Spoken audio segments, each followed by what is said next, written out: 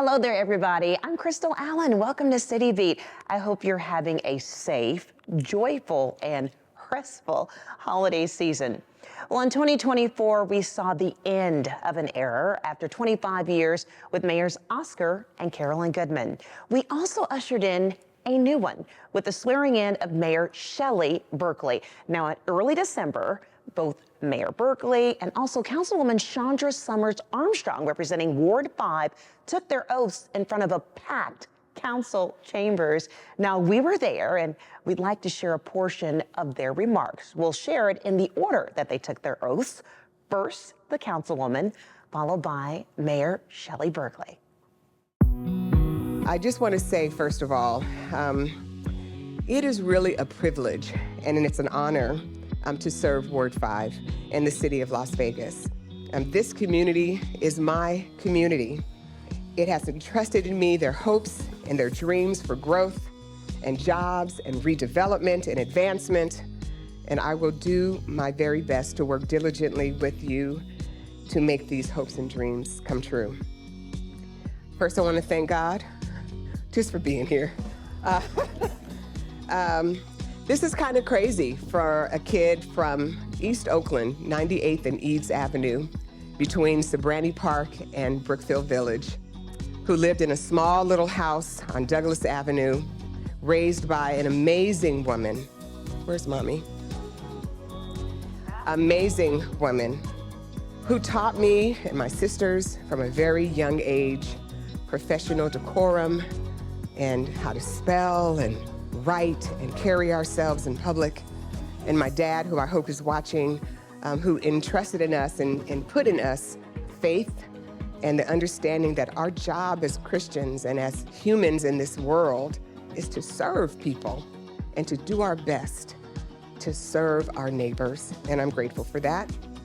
All the people in here who just said that we believe in this girl with these red glasses. She might do all right. Thank you so much, all of you. If I missed you, please know I'm grateful and I love you. And please stand with me, prop me up, hold me up. Let's get to work and do some really amazing things for Ward 5 and for the city of Las Vegas. And I am really happy to join this auspicious team of leaders. And I hope to really do a really good job. Thank you so much. Hi, everybody. I want to thank each and every one of you for being here. You know, I don't usually read a speech. I try to do everything spontaneously, but in preparing for today, I either had to concentrate on being prepared to run the meeting or memorizing the speech. So I thought I would do my job and run a good meeting today. So I'm gonna read some of this. It's both an honor and a privilege for me to be here today as your new mayor. I'm very aware of the responsibility that you have entrusted me with, and I pledge to devote my life to working on behalf of the city of Las Vegas and the people who have chosen to make this remarkable city their home. No one does this in a vacuum, so I wish to pay tribute and thank my family, my husband, Dr. Larry, my kids, my grandkids, my in-laws, my outlaws, my ex-laws. Anybody willing to call me a family member, I appreciate a lot. It was 1964. I was 13 years old. My dad was a waiter in upstate New York. He was having a very hard time making a living. So one night, he put my sister and I and the dog in the back seat of our car. Parents were in the front seat. Everything we owned was in a U-Haul hooked up to the back bumper. We drove across country on the old Route 66. It was middle of the summer, no air conditioning in those days. It was a hellacious trip. We got to Hoover Dam. There were signs that said Las Vegas 30 miles. So my parents, who I thought were so old, they were 31 and 34 at the time, they wanted to see Las Vegas. This was such a big move for us. We never knew if we'd be coming back east again. We had no idea what our futures held for us. So we decided to stop in Vegas for the night. We never left. And one of these days we're going to unpack the U-Haul, I know. We will be here with you and for you, working together to make this community the envy of our country and the world. It's a common goal of ensuring that the next chapter in the Book of Las Vegas is more exciting, more dynamic, and more successful than it already is. I believe in my heart and in my very soul that together there isn't anything we can't accomplish and we can't do. And I am thrilled to have been elected to this post. I promise I will serve you well, put your needs above my own, as I always have. And I thank all of you for being here, for being part of our remarkable community, and for helping to make a difference. Thank you all very, very much. Mayor Berkeley's alma mater joined in the festivities. The band from Valley High School closed out the ceremony on a high note.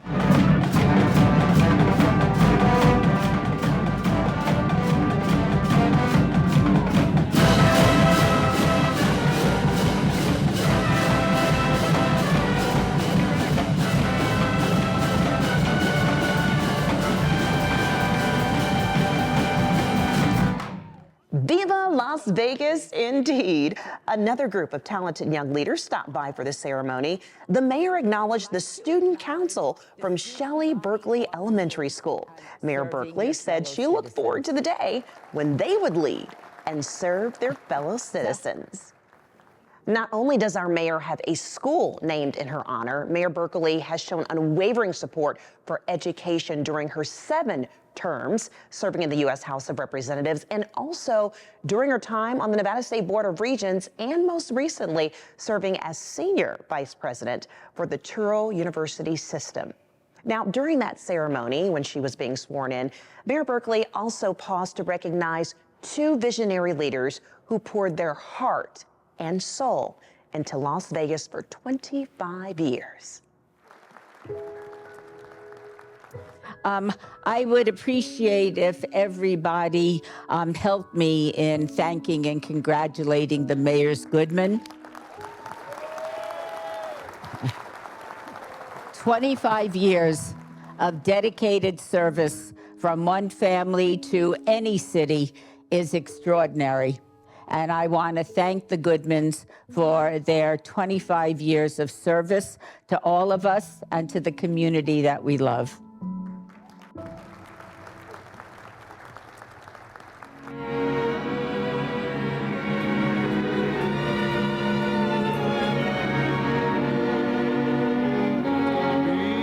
Because of you, there's a song in my heart. Because of you, my romance had its start. Because Well, good morning, everyone. I want to welcome you all to our growing Las Vegas City Hall campus. What I'd like to do to start today's festivities is by having us all extend a very warm welcome to a husband and wife team that has been so instrumental in the development of this campus and our entire city for the past 25 years. Mayor Oscar B. Goodman and Mayor Carolyn G. Goodman. We have 3 very important things to unveil today. So let's get started on the first one. This block of Clark Avenue is being transformed into a festival street that will support special events in the outdoor plaza throughout the year when it opens next spring. It will be filled with thousands of pedestrians, utilized for car shows, art festivals, food trucks, and City Hall campus outdoor space. As such, we saw an opportunity to enhance the name of this street. So let's take a look at what we came up with. 3, 2, 1.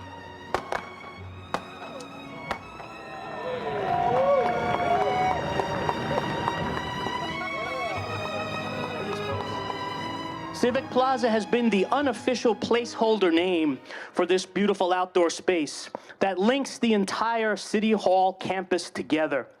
Today, we'd like to unveil the official name of the plaza. And Mayor Carolyn Goodman, if you could join me over here while we do an unveil. I'll take one side, I'll take the other. You want me? Take this side, Mayor. 2, 1.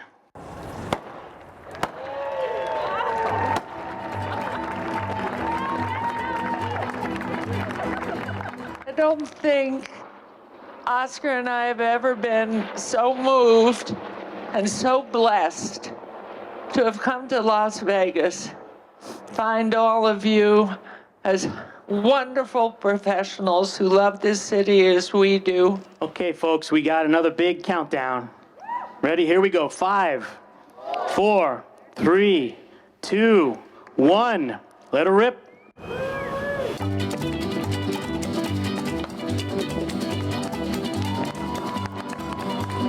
Bright light steady, gonna set my soul on fire. Got a whole lot of money that's ready to burn, so get those stakes up higher. Viva, viva Las Vegas!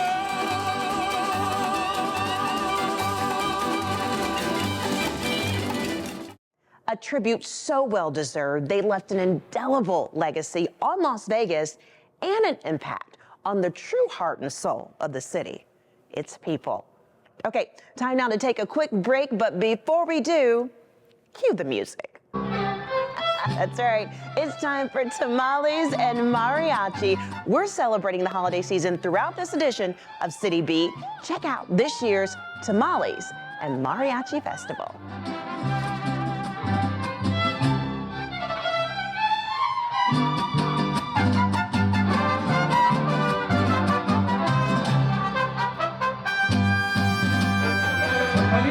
Porque a mí me gusta el sol, puros sones de Jalisco, venimos a la región. Soy de la tierra más firme campirana, sí señor, es por eso que le canto a mi Jalisco con mucho amor. Put the keys down, Kevin. But I'm gonna drive home. There are several warning signs present that you shouldn't be driving. My text to emoji ratio has gotten a little out of hand. A little. Yep, I'm definitely gonna call a ride home.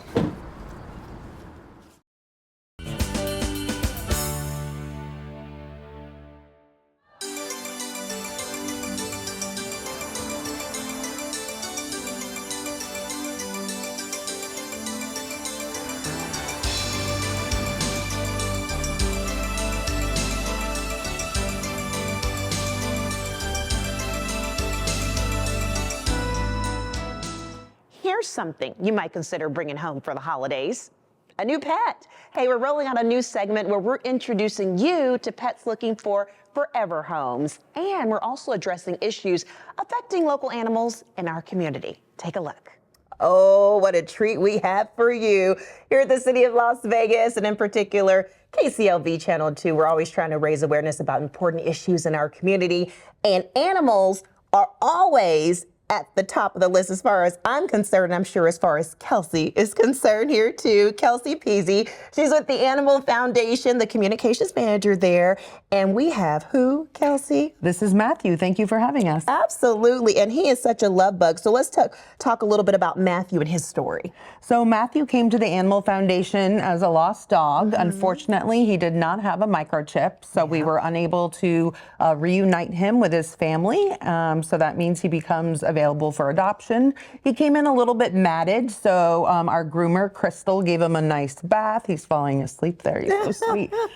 So he's ready to go in his polo shirt. He wants his new family. I'm telling you, he came ready. He looks good. He's a love bug. You see these eyes and you just fall in love with him. And he came dressed for the occasion in his polo shirt, isn't he? So we know he'll get adopted very soon, depending on when you see this segment. But, you know, Matthew is just an example of all the other pups that you have there. And I thought this was really interesting, Kelsey, because you do such a great job of staying on top of the information and the trends you see, is that a lot of people might think that a lot of the pups that come in are abandoned or just dumped there.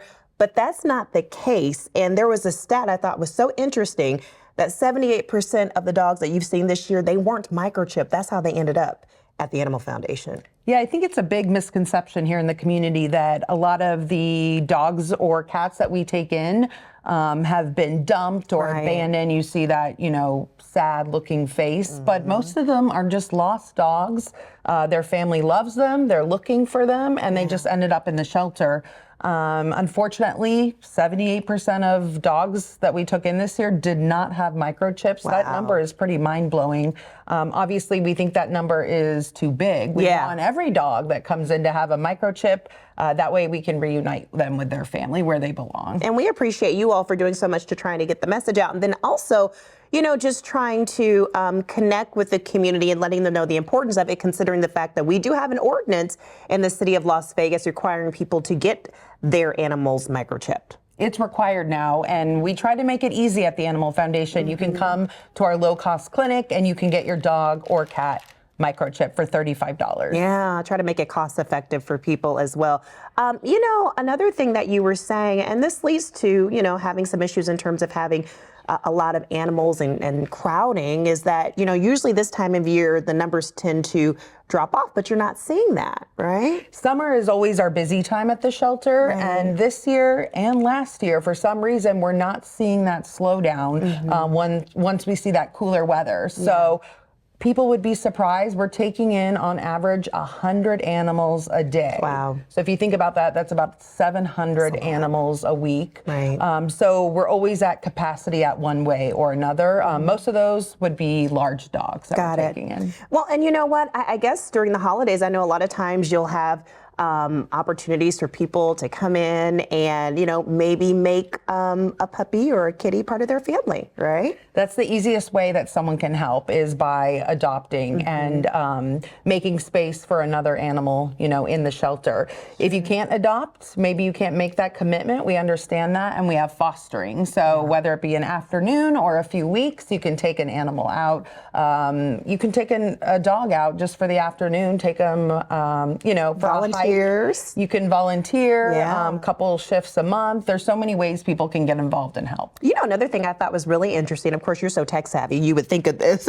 If you have maybe, you've come across a lost dog, maybe putting it on, you know, your neighborhood app or something like that to put out the word to maybe help get that pup home a little bit faster, right? The sad reality is, if the dog comes to the shelter, they probably will not be reunited with their family. If they stay in the neighborhood and you go looking, you know, talk to your neighbors, they're much more likely to, you know, make their way home.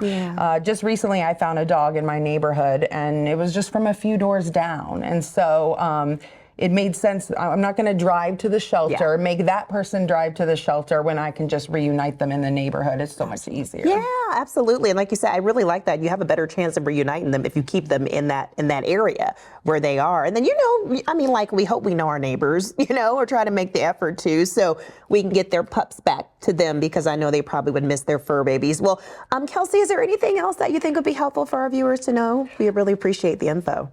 Just volunteer, adopt, foster, anything you can do to help. We're just so appreciative of the community. Anytime we need help, they step up, and we love them for that. Well, of course, we don't mind stepping up. We have such cutie patooties like this. And Matthew, and what's that hotline again people can call? So if you lose a dog or you find a pet, we know there's a lot of steps. Maybe you're a little bit panicked. So now we have a hotline with the help of the city, 702-955-5932. Someone can kind of walk you through those steps. So you don't have to memorize all those steps. If you find it dog, call and we'll help you. Wonderful. They're just a phone call away. So thank you so much, Kelsey. You're welcome back anytime. Thank you. You bring cutie patooties like Matthew. Matthew, you want to say bye to everybody so they can see this sweet little face of yours? Oh my goodness, look at that face. How can you say no? His underbite is the best part. I know, right? Thank you, Kelsey. Thank you. Thank you, Matthew. Say bye. Bye, everybody. All right, we're keeping the holiday spirit going. Time now to take a look at this year's Ward 6 Cowboy Christmas and Classic Car Show. It's beginning to look a lot like Christmas. Everywhere you go, take a look at the 5 and 10, glistening once again, and candy canes and cinnamon to glow. It's beginning to look a lot like Christmas. Toys in every store, but the prettiest sight to see is the holly that will be on your own front door. A pair of hop-on boots and a pistol that shoots is the wish of Bonnie and Ben. Dogs that will talk and head over a walk is a hope like Janice and Jen. And Mom and Dad can hardly wait for school to start again. It's beginning to look a lot like Christmas. Everywhere you go, there's a tree in the Grand Hotel, one in the park as well, the sturdy kind that doesn't mind the snow. It's beginning to look a lot like Christmas. Soon the bells will start, and the thing that will make them ring is the carol that you sing on your in your heart, right within your heart.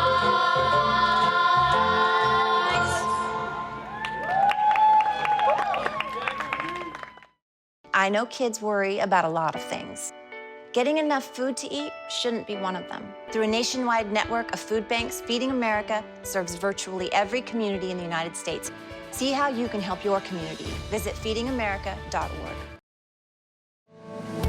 Congratulations to the City of Las Vegas Employee of the Month, Nicole Edos.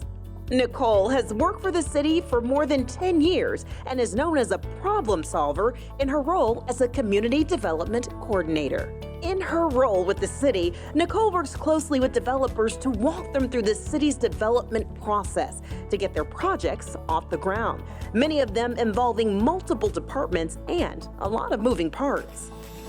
Nicole brings staff from throughout the city together so that new projects can get under development and thrive. Here in the city of Las Vegas, we have many projects in various stages of development. Some will be developed, some won't, but Nicole ensures staff is always responsive to the needs of developers so they can be successful.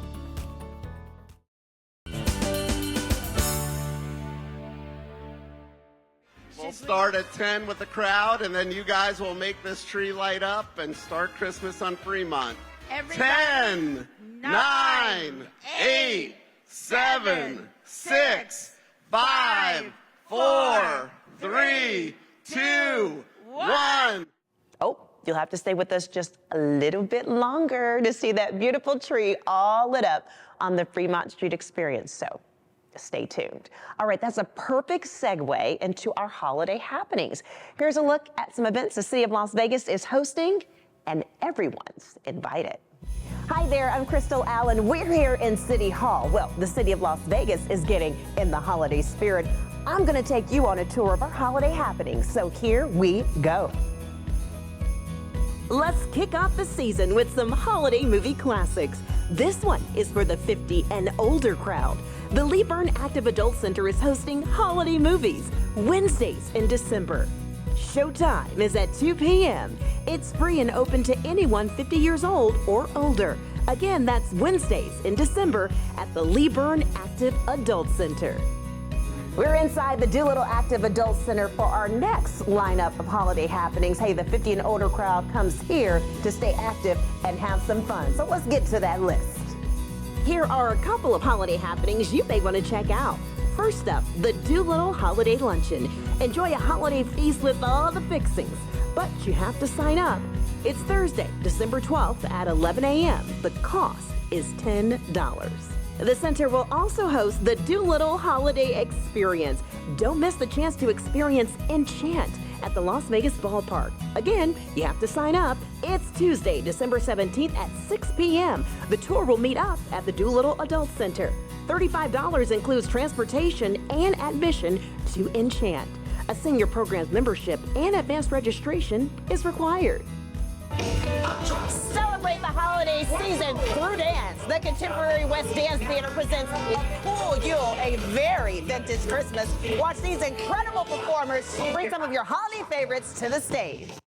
Catch this performance at the Charleston Heights Arts Center. It's the weekend of December 13th and 14th at 7 p.m. with a Saturday matinee at 1:30. Tickets range from $15 to $35.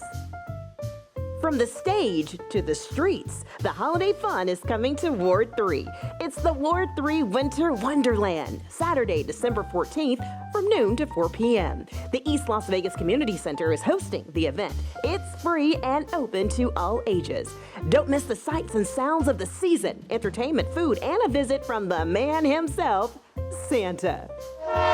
All aboard the Polar Express. $5 gets you on board if you grab it before the event. The Cimarron Rose Community Center transforms its sport court into this Holiday Express train. The Polar Express departs at 6 p.m. Wednesday through Friday, December 18th through the 20th.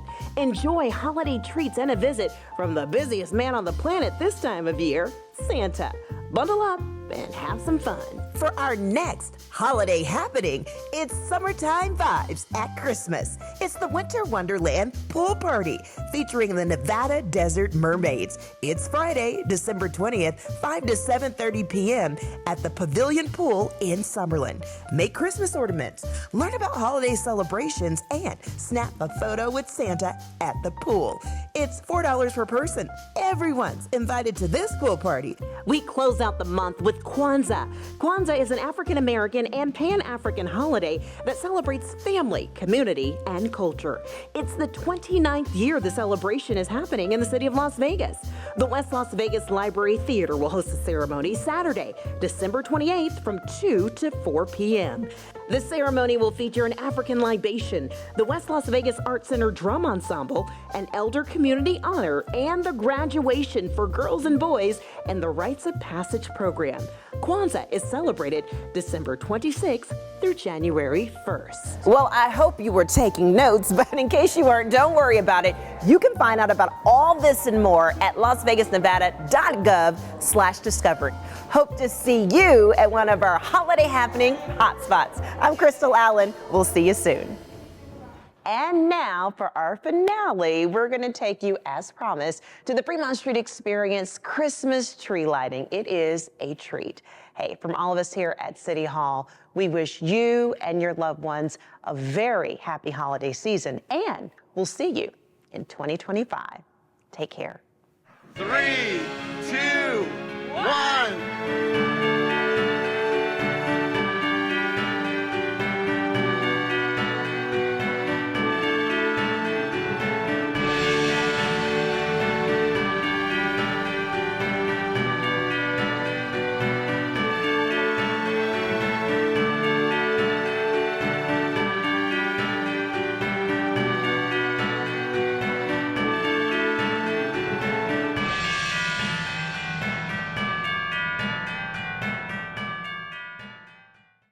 Find out what's going on all over the city of Las Vegas by subscribing to the City Beat e-newsletter. Simply scan this QR code to get a preview of each show twice a month.